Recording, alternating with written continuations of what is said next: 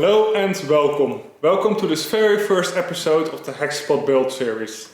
I have here the Phoenix Hexapod robot from Lynx Motion, and as you can see I have a lot of wires hanging loose. That is because I have no electronics and also no software. So during this series I will develop the electronics and the software for this robotic spider from scratch. In this first episode I will decide on the sensors and actuators to add. I will then fit them in the mechanical design. Then I will continue and find the hardware in the global electrical design. So let's get started. Let us decide which sensors and actuators to add to the robot. One thing I would like to do is control the robot without actually seeing it, without having a clear line of sight. And in the future, we could even make it operate autonomously. In order to achieve this, we should add a camera. But in order to see all the objects around us, I will also add the 360-degree LiDAR.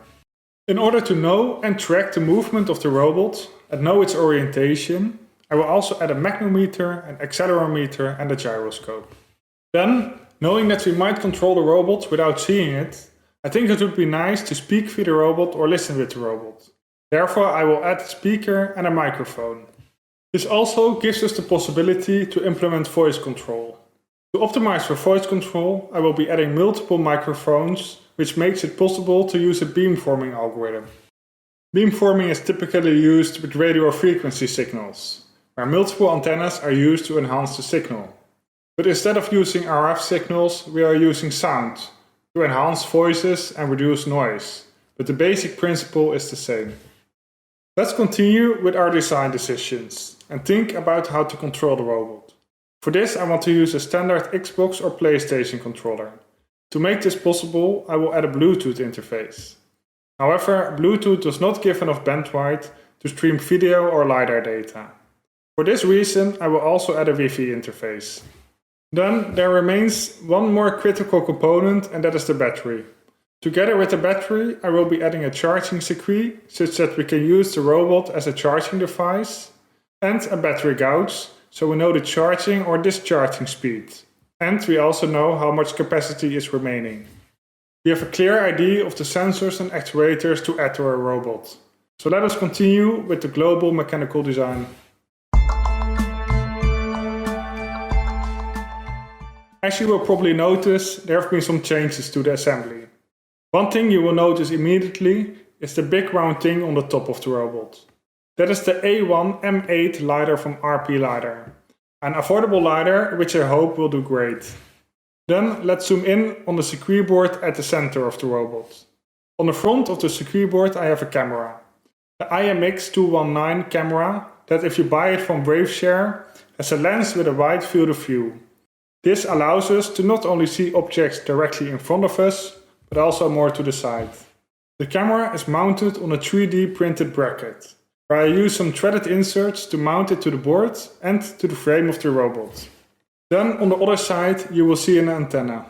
I will use a single antenna for both Bluetooth and Wi-Fi, which means that we must select the appropriate hardware to achieve this during the electrical design. Now let us rotate the robot so the backside becomes visible. At the back of the robot I have added a toggle switch and two LEDs. The toggle switch will be the on-off switch of the robot and the LEDs will indicate the status. If we then rotate the robot again so the underside or belly becomes visible, you will see another circuit board, which is the microphone board. And you will see two speakers. I have also added 4 standoffs to protect the microphone board and speakers, because when the servo power is removed, the robot will go down and rest on its belly, or in our case, the standoffs. Let's pull out the microphone board so we can get a better view. One thing to notice is that I will use some rubber grommets for mounting the board, as these will absorb the vibrations of the servos. I expect this will greatly reduce noise at the microphones. Then if we zoom in on the microphone board, we see that I will add 6 MEMS microphones and also 6 smart LEDs. These LEDs can be controlled via a communication line and can create almost all colors and can be varied in brightness. Apart from creating some nice ground lightning effects with these LEDs, I will also use them to visualize where sound is coming from. I think this will not only look cool, but could also help with debugging and testing the beamforming algorithm. Then, if we look at the microphones, you might be thinking that these are on the wrong side of the board. But they actually have a small hole at the bottom, and together with a small hole in the PCB, the sound will travel via the bottom of the robot, through the PCB and into the microphones. I will also add the magnetometer, accelerometer and gyroscope to this board, as the reduced vibrations on this board will not only reduce microphone noise, but will also improve the performance of the accelerometer and the gyroscope. Then, if we consider the magnetometer, this sensor should ideally be placed as far away as possible from metals, speakers and especially electromotors. So this board seems the best place to add this sensor, as it is farthest away from the servos. Testing will have to show how much the magnetometer is affected. We might need to add some additional shielding or time the measurements cleverly to improve performance. We have now added all the major parts to the assembly and I am confident it will all fit. It is now time to go ahead with the global electrical design and think about which ICs to add and how to connect it all together.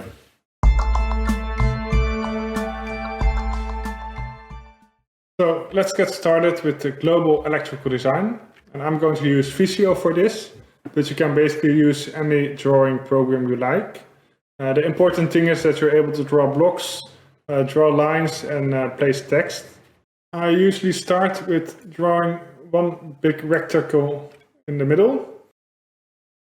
Alright, and then it's usually a good idea to start with things you know. The things we know, one of those things are the LEDs. So these are RGB LEDs and we have 6 of them. Microphones, I'll just call them mic. I will have the speakers, which are 2. And what we also know are the servos. We have in total 18 servos, 9 servos per side, and I'm also going to put electronics for 9 servos on one side of the board and the electronics for the other 9 on the other side. And I will do this to avoid running a lot of traces all across the board. Then what we also know is that we have a LiDAR. Then we also have a camera. Then after the camera we also have an on-off button. Let's just call that on-off. And we have some power management, or actually power converters. But instead of already specifying the exact converters, I will just call this power management for now. We also have a battery. I want to use a lithium battery, and the minimum cell voltage of a lithium battery is 3.4 volts. So, for example, if we put 2 of these batteries in series, we have 6.8 volts, which is just 1.8 volts above the 5 volt the servos will need. And I'd rather be a little bit higher so we can easily step down the voltage. In general, it's a good idea to use step down converters instead of step up. Then after the battery, we need to kind of charge it somehow. And for this I want to use USB-C because that gives us the possibility to communicate, but also it can handle quite a lot of power. Then I would also like to add some memory, some flexible memory in the form of an SD card. Now, before we continue, let's use some colors to indicate if it's in the main board, the microphone board, or external. Now we know the servos are externals, then also the speaker is external, battery is external, the on-off button is external, and the LiDAR is external. And for the things that are on the microphone board are, of course, the microphones, the LEDs, and that is it so far. Now, let's talk a little bit about processors. And one of the processors I really look forward to use are the i.MX processors from NXP. These processors are very powerful. They are dual core processors, and many of them also have a third core, like a microcontroller core. I really like this concept, so let's try and see if we can find a processor that suits our needs and has all the interfaces we really need. So of course I need an active processor. Then I also want a co-processor, so this is the separate microcontroller. It doesn't matter so much which one. Well, our camera has a CSI2 interface, so this one. can get a little bit cold in the Netherlands. So I want to at least be able to use it when it's freezing. So that will be one of those 3. All right, and then we also have 3 processors remaining, all IMX7 versions. 2 of those with 488 pins and one with 541 pins. Well, I don't need nearly as much pins as that, so I think less pins is better in this case. So let's compare the first 2. On the comparison window, we see the 2 processors we just selected. So let's scroll down and find the differences. So the first differences are with the video and display features. I don't care a lot about those since we're not going to use a display and all the video data will just be transferred over Wi-Fi. Then if we scroll ahead, we see a difference for the CAN interface and also for the Ethernet interface, but I'm not going to use either of these interfaces. So again, I don't care. Then for security, not so important for this project, but what is important is the PWM interface, since I'm going to use that for the RGB LEDs. So since the second one doesn't have any PWM interfaces, I will need to use the first one. Now we know the processor, so let's just fill that in. I think the next thing we should do is decide on how to actually use these servos, because well, we need PWM for servos, but we definitely don't have 18 PWMs, so we need some driver IC in between. I will use the PCA9685 LED driver to drive the servos. The important thing here is that it has a programmable frequency with a range of 24 Hz to 1526 Hz. And we need 50 Hz, so that should be fine. All right, now let's add this servo driver. Actually, let's also put this LEDs connection here. And for the microphone, we're going to use a TDM interface. That stands for Time Division Multiplexed. To drive the speaker, I will use the MAX 98360A amplifier, which is a Class D amplifier.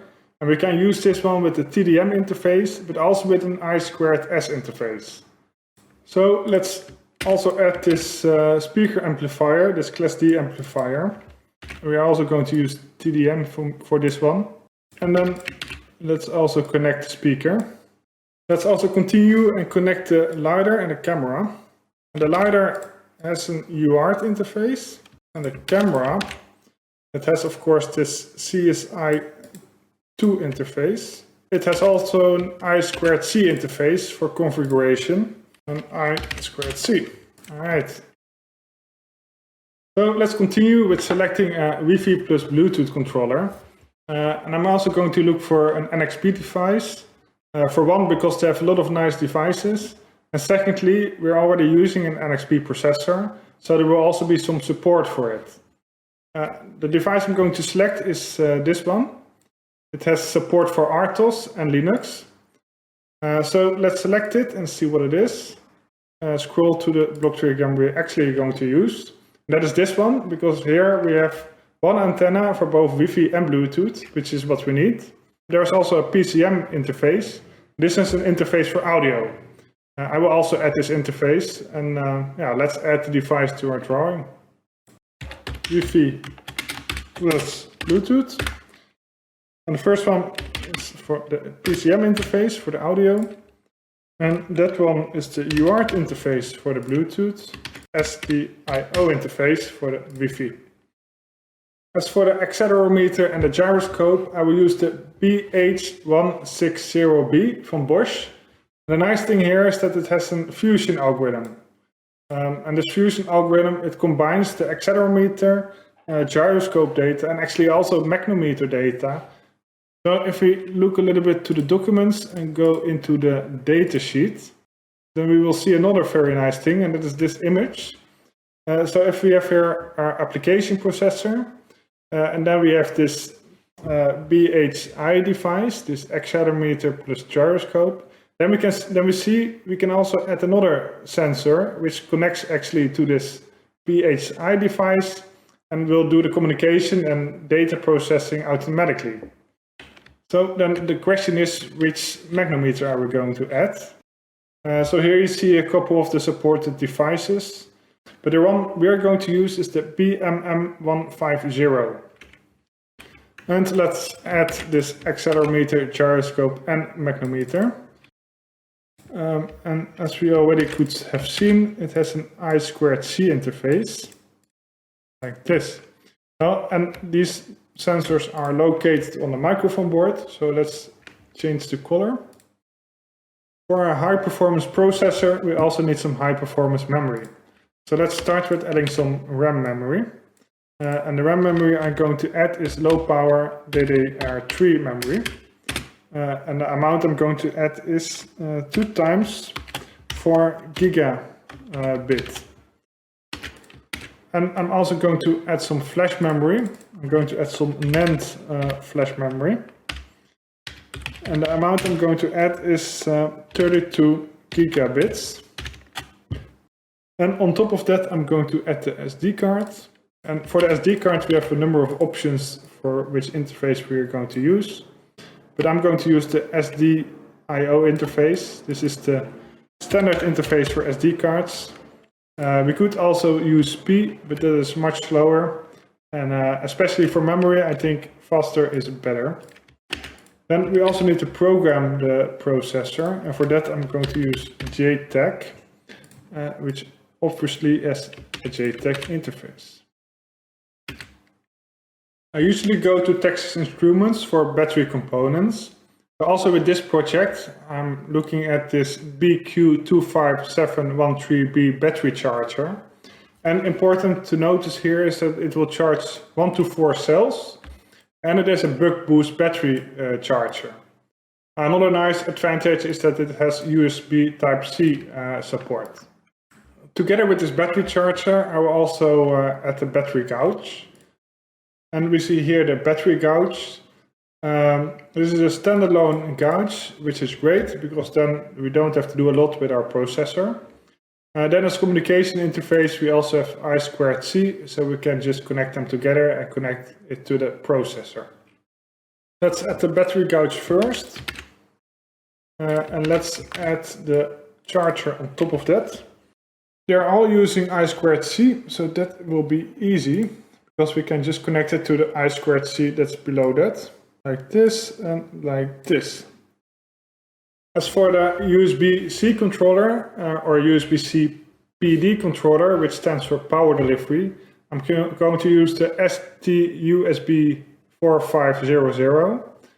This device is capable of using the CC pins to communicate with a host and arrange more power or more voltage.